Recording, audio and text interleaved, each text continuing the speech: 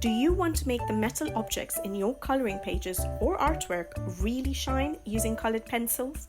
You clicked on the right video. In this video, I'm sharing my go-to techniques and favourite colour combos for creating realistic metal, gold, silver, copper and more. And yes, it's 100% beginner friendly too. Let's get started.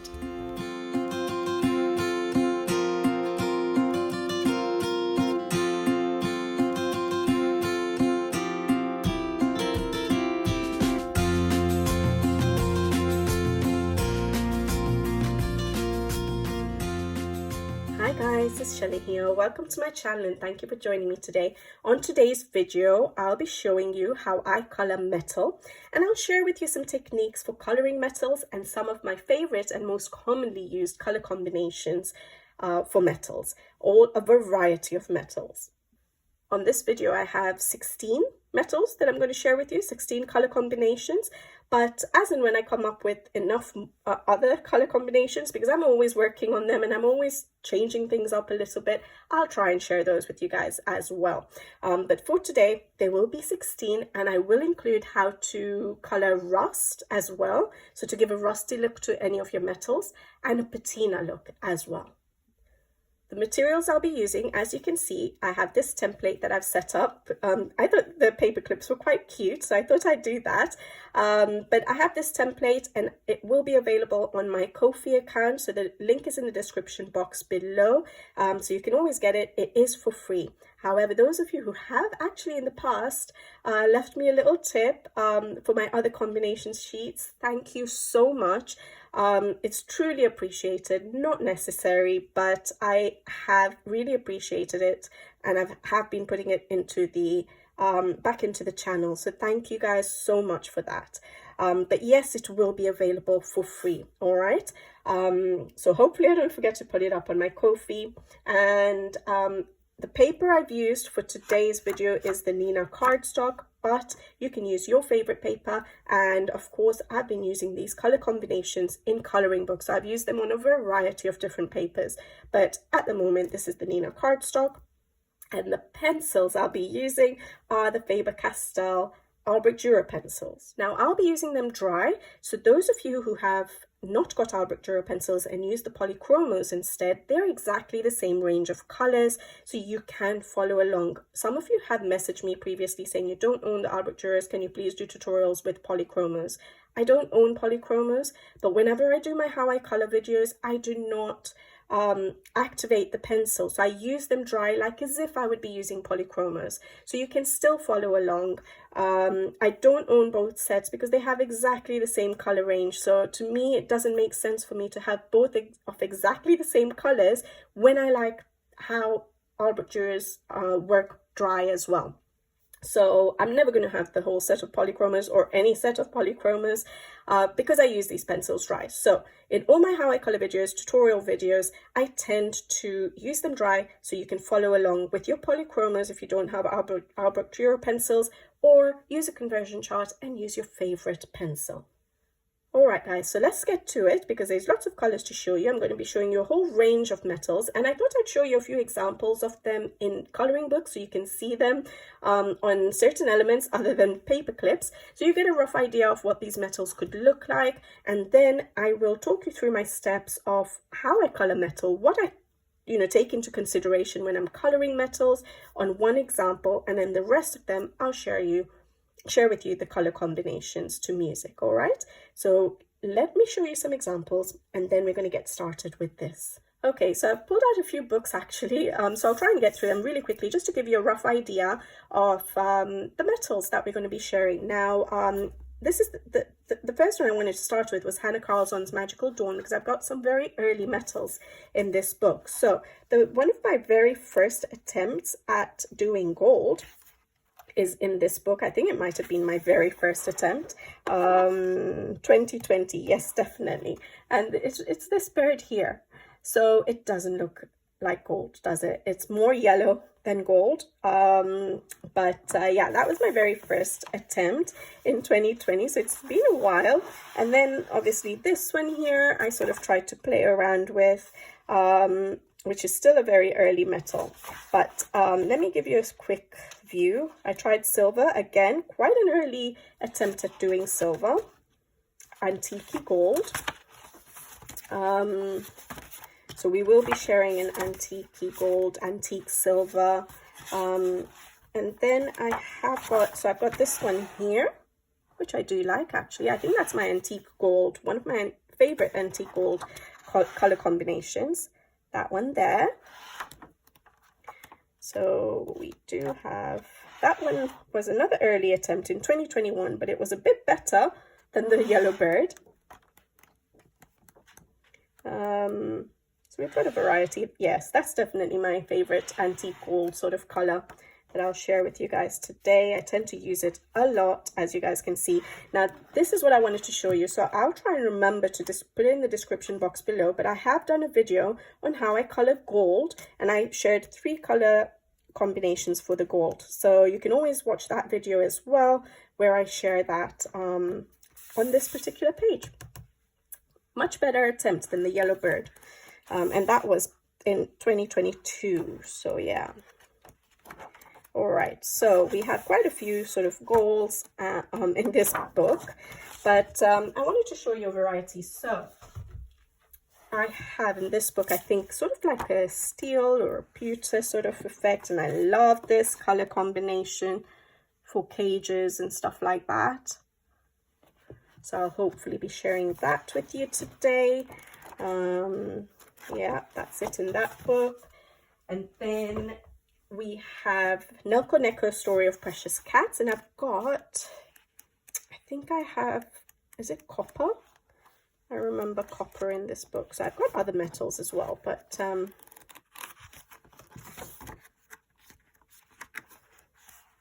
I've got this page, sorry, where I have done a bit of the antique gold and tried to make this like black metal, like steel or iron. I think that works pretty well actually. And then I have copper, this one. This is the one I wanted to show you. So I'll be sharing that color combination with you. Love how it turned out on this page. Worked really well. At least I didn't go for a gold or a silver, which I tend to go for most commonly. But yeah, there are other metals that I can share with you guys. And then Wild Winter, Joseph Kattenbang's Wild Winter. I think I have gold in this one to show you. Yeah, slightly different gold to the antique gold, as you can see. A bit brighter. This is a full color along on the channel, although it's not winter anymore, so you're probably not interested right now. But yeah, I wanted to show you, you know, the difference in the golds that you can have. So I have greenish golds, I have a brighter gold, I have, what else do I have? The antique gold. And then what do I have in here? I wanted to show you. Yeah, this is a little bit more of the antique gold. I tend to use that most commonly. I don't know why, but it tends to work the best for me. And then on here, this is the most recent page I've actually done, and I've used sort of antique silver. Sort of like that cage that I just showed you in the mythographic book. And I got a lot of requests for this. I've used it in a different mythographic in Dreamweaver recently in like my ribcage page. If those of you who do know that page, I showed it as a whip for so long. And it's a sort of similar combination. And a lot of people asked for that keyhole color combination. So I'll be sharing that with you guys today as well. And then I have Fabiana Atanasios Menagerie. And we have a gold here, I think, yes. So sometimes I just change up a couple of colors. So when you're going for golds, for example, you're looking at more of warmer colors, browns, yellow ochres, colors like that.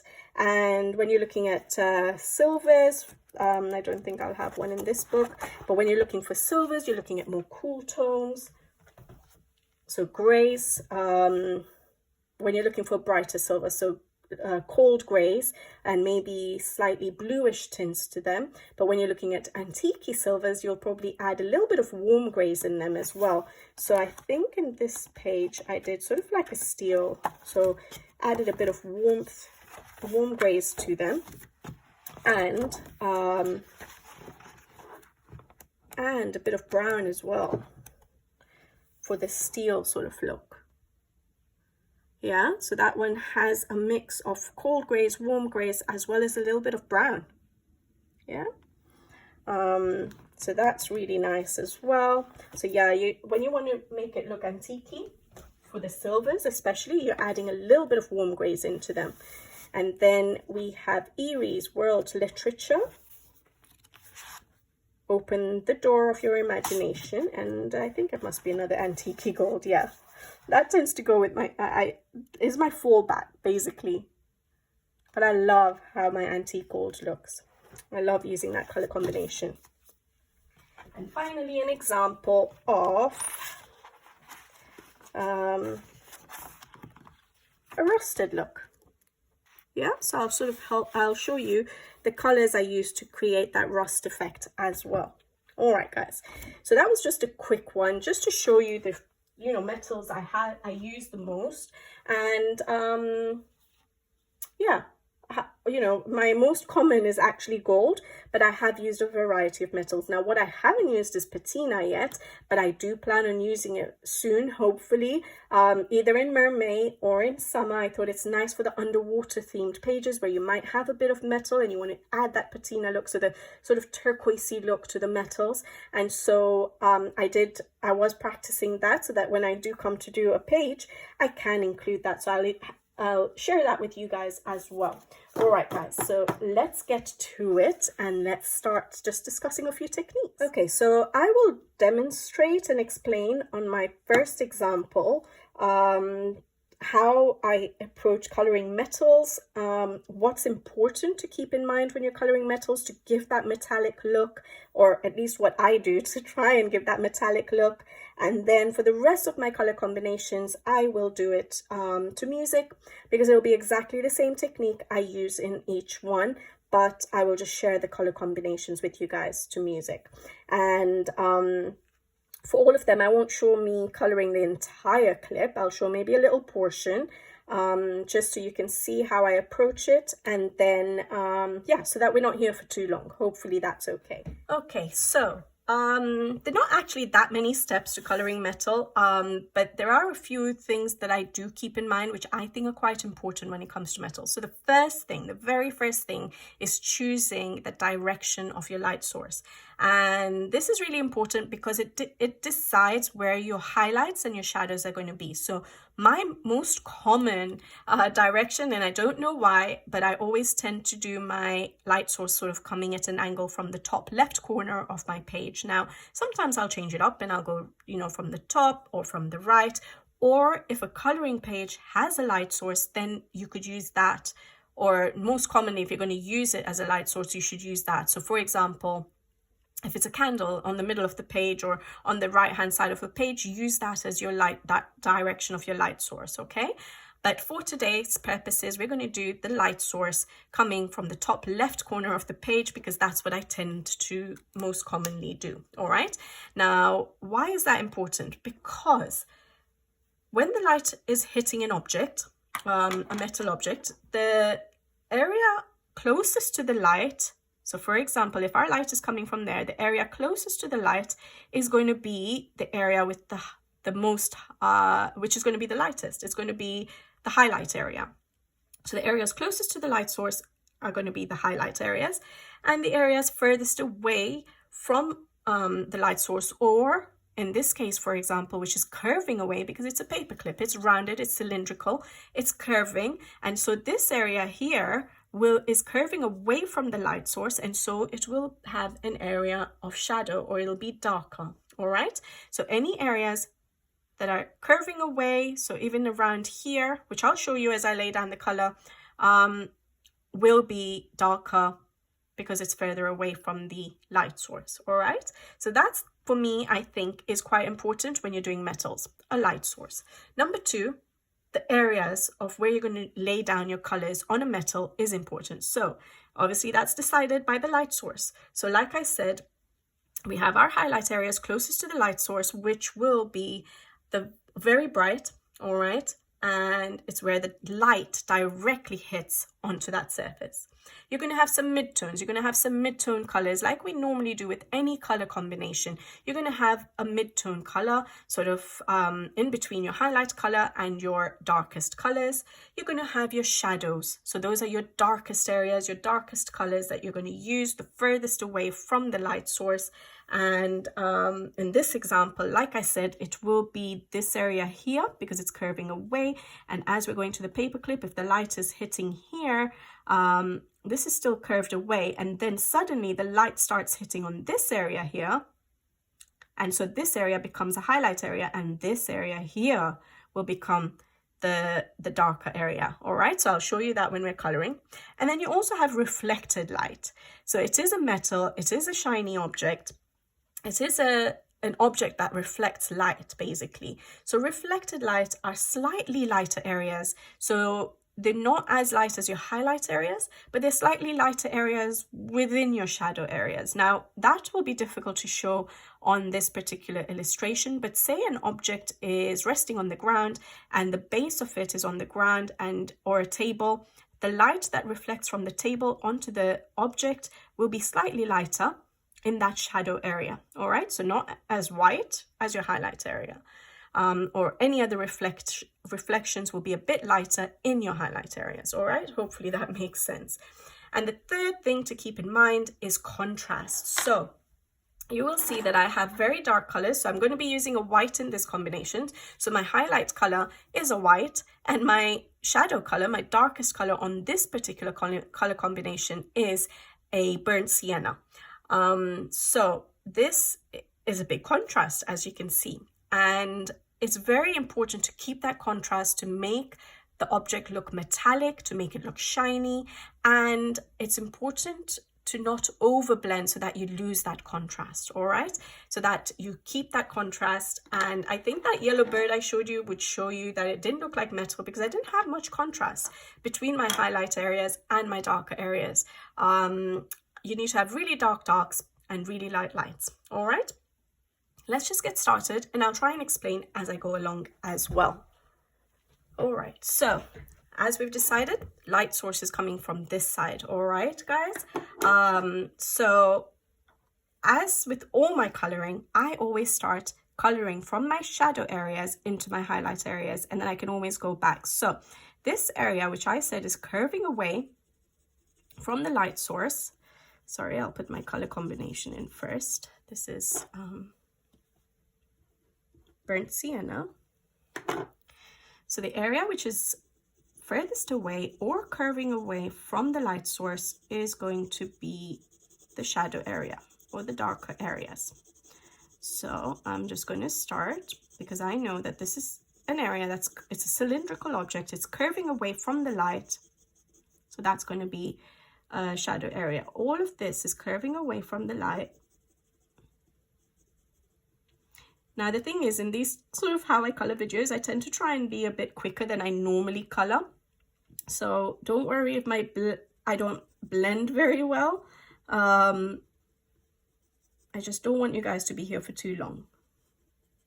All right, so all these areas are sort of away from the light source. So now the light source we said is coming from here. So this area, which is now curved, is being hit directly by light. So our direct highlights.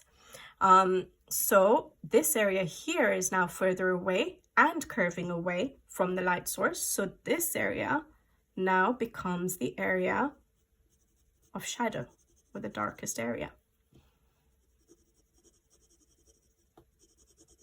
Now you guys know, like, this is also sort of an example of how you make something flat, something 2D, look a bit more 3D. So hopefully when I color these paper clips, you'll see how they start looking 3D, hopefully. There we go. All right, so similar concept. Light is hitting here. This area here is the darker area, shadow area. We're using our shadow color already, basically. All right, you can always go in with midtones first and then work up towards your highlights and then darken up your shadows. I'm just basically going with my darkest color here. Now, again, our paper clip is curving. So this area now is not being, this area is now being directly hit with light, and this area is not. So this area is in shadow and it's curving away, so it's furthest away. Now I'm doing this a little bit gently. I will have to go over it just to deepen up my shadows, but that's okay. All right. So those are our areas of shadow. I always work from my shadows to the highlights. As you can see, just laying down that one color, mapping out where your shadows and highlights are, sort of gives the 3D effect straight away, which I absolutely love seeing. All right. Then I have a burnt ochre. I'm only putting the numbers here because some of the names are quite long. And I'm just going to work my way now. From where I laid down the burnt sienna. So one thing to keep in mind with metal, like I said, is don't overblend. Meaning you don't go over your dark areas with the color. You sort of lay them down next to each other. Because you want to give the sharp sort of transition in colors. So if you look at a metal in real life, I do not have anything here, do I? No. But if you look at a metal in real life and you shine some light on it, you will see there's just a contrast, you know, a big jump in the dark areas and the light areas. You don't sort of see it blended nicely like a leaf, for example. You actually see the difference in those areas, okay? Then we're doing a gold, so we're looking at warm colors. We've got browns, we've got ochres. So this is the dark Naples ochre. I'll put this in the description box below, but those of you who have these pencils will know the numbers, or polychromos. But those of you who don't and just want to know what colors I'm using, I'll put the names down as well, just so it might be a bit easier for you guys. All right.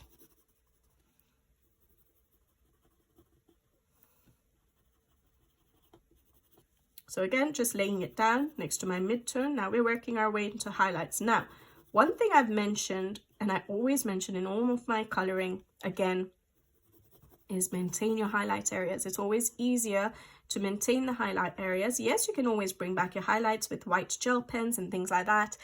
But especially with something like metal, you want to maintain those highlights as much as possible. I'm almost losing mine, actually. This one is cream. So one way you could make sure that you maintain a highlight is before you start coloring, before you start laying down the colors, maybe use your white to put in the areas of your highlight. You won't be able to see it, but you'll sort of create a resist so that you don't lay down as dark a color in your highlight areas. All right, and if those of you who have Prismacolor, I've heard Prismacolor white is very opaque, so it's probably a really nice color to blend with or to create your highlights with. So you could always use that, but so I'm just going over my highlight areas, okay, brightening it up. Now I haven't really blended this very well, so now I'm going in with my dark color again.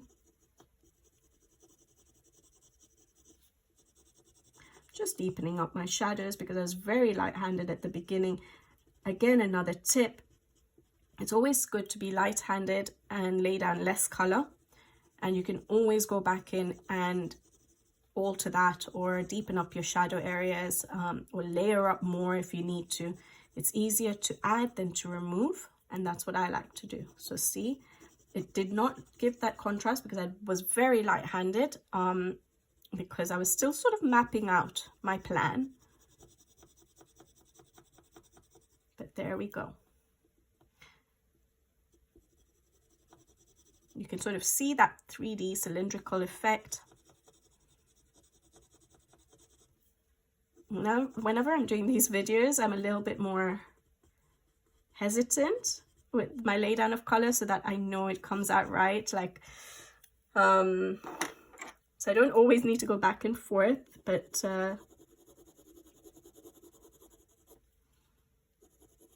there we go. That's our first gold metal. So it's more of a brighter metal, gold, than the antique ones I was showing you. Because it's a bit yellower, I don't tend to use it as much as my antique gold. I feel like my antique gold just fits in with a lot of pages.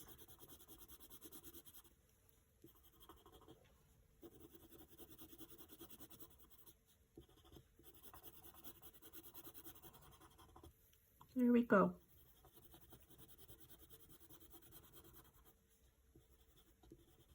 Now it's not going to work on this page, but at the end of coloring your metals,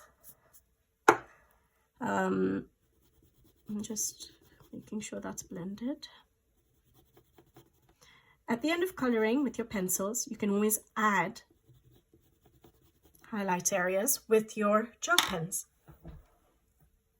And I tend to do that at the end of a page. So I've done all my pencil work and then I use my gel pens at the end. And you can always cover up black lines in the highlight areas. So like the lightest areas, just use a white gel pen and add in those just cover up those black lines and it'll add some highlight. Or within a metal, you can add a little bit of white highlight to emphasize your highlight areas.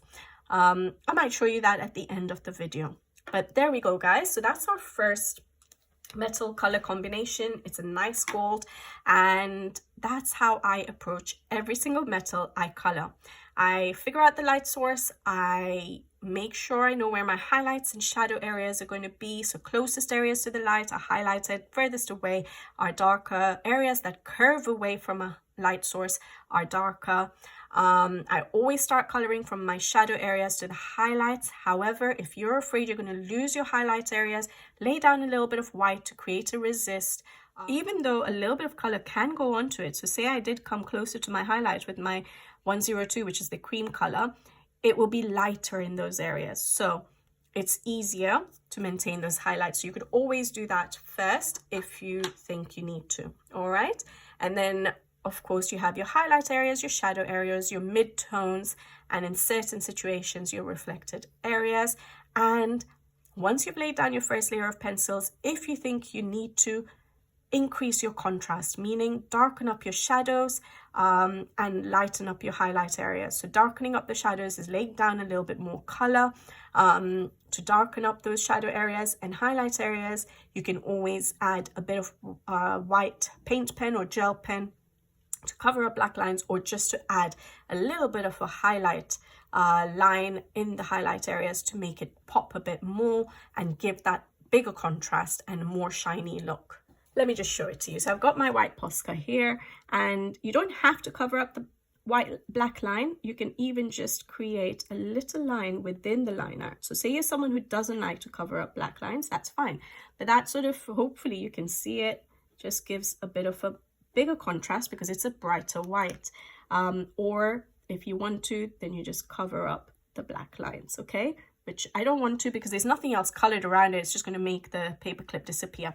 But just adding those little areas of line in the highlight areas creates a nicer contrast, okay? There you go. See? So hopefully that makes it look a bit shinier. I'm not so sure it did. But let me just bring it up a bit closer to you so you can see how I've done the highlight areas. All right. But there we go.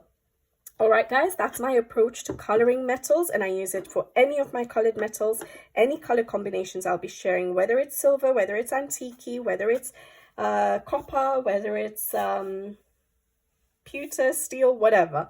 But basically, that's my thinking process and my techniques for coloring metal. I would say this, my techniques I use for coloring anything really is quite beginner friendly because I'm self-taught and I've just learned as I've gone along.